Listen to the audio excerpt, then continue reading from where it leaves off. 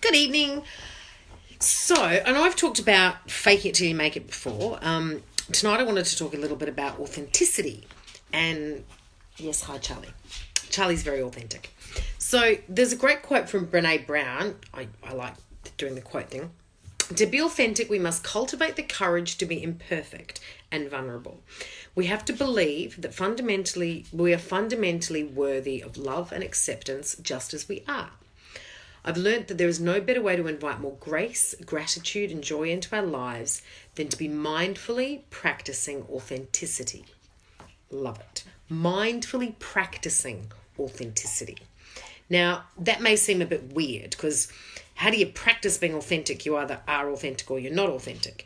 Well, yes and no, because as human beings, especially if you're fairly emotionally intelligent, you can become a bit of a mold and you can flex who you are, as I've talked about before, in certain situations.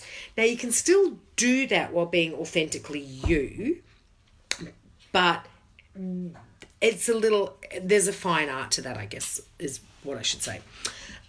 So you can't try to be authentic. You either are or you're not. You know, like if Yoda was going to say it, Yoda would probably say, authentic, try is to not. Okay, I crap at impersonations, but you get the drift. So being authentic means you feel everything because you're not putting a coat of armor on. You're not pretending to be something. You're not thinking what's the best option in this situation. You're being you. And we are all gloriously us, and to put coverings on that and not be us, it's kind of stupid, really. And I've done it. Trust me, I've done it so much in my life, and I can feel myself now if I'm slipping into it. And, stop, collaborate, and listen to yourself. You know when you're like, I'm just going to play devil's advocate because I can in this situation, or I'll agree with them because I can't be bothered with the argument. Well, that's not being authentic. There's no point, Don't agree with them. Don't say anything. If you can't be authentically you, do nothing. Don't pretend. That's my guiding word. So what are some of the things that you know about yourself? And what are some of the traits, I guess, of a truly authentic person? Well, all the feels, like they feel everything, they know everything, they feel it all. Not know as a know-it-all, but they know who they are, the good stuff and the bad stuff, the stuff that they're working on, the great stuff and the stuff that they want to leave behind them. They know all these things and they accept these things because they've developed their EQ and they are developing their EQ at all times. It's a constant, like I always say, we're constantly learning. And your EQ as well as your IQ or your business acumen or any of those things is a constant thing. Never, ever, ever stop. They're realistic. If you're authentic, you're very realistic. It is what it is. Their sense of humour tends to be a little fresher because they're not angling for that sarcastic wit or that narky wit or the gossip, any of those things. They're authentically funny, And if they're not a funny person, well, they're not a funny person. They're not trying to be funny. They live in the present. They are present when they're in a situation, and they have presence because it's natural.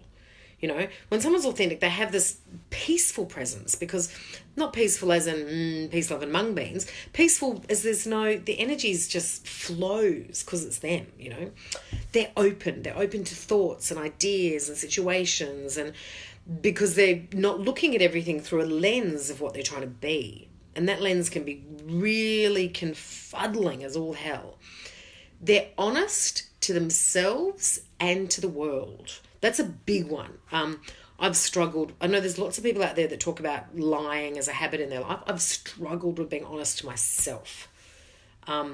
Honesty to other people, fine. Honest to myself, that's been a shy boz over the years, but it's really good now. But it's taken a lot of work. But authenticity, you have to be honest. You can't not.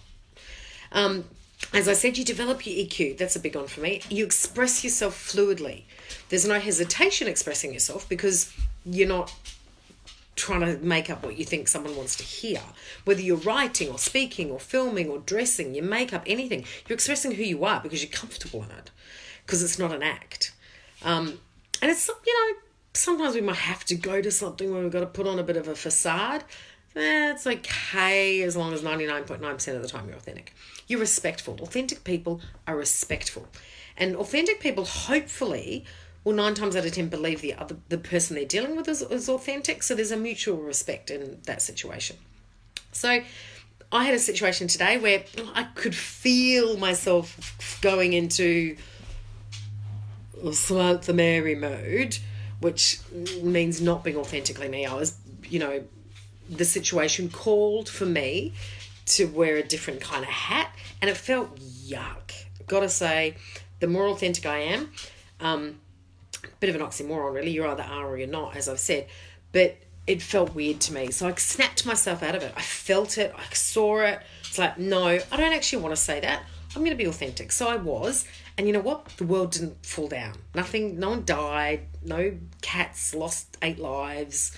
I didn't go rush out and grab a bottle of champagne.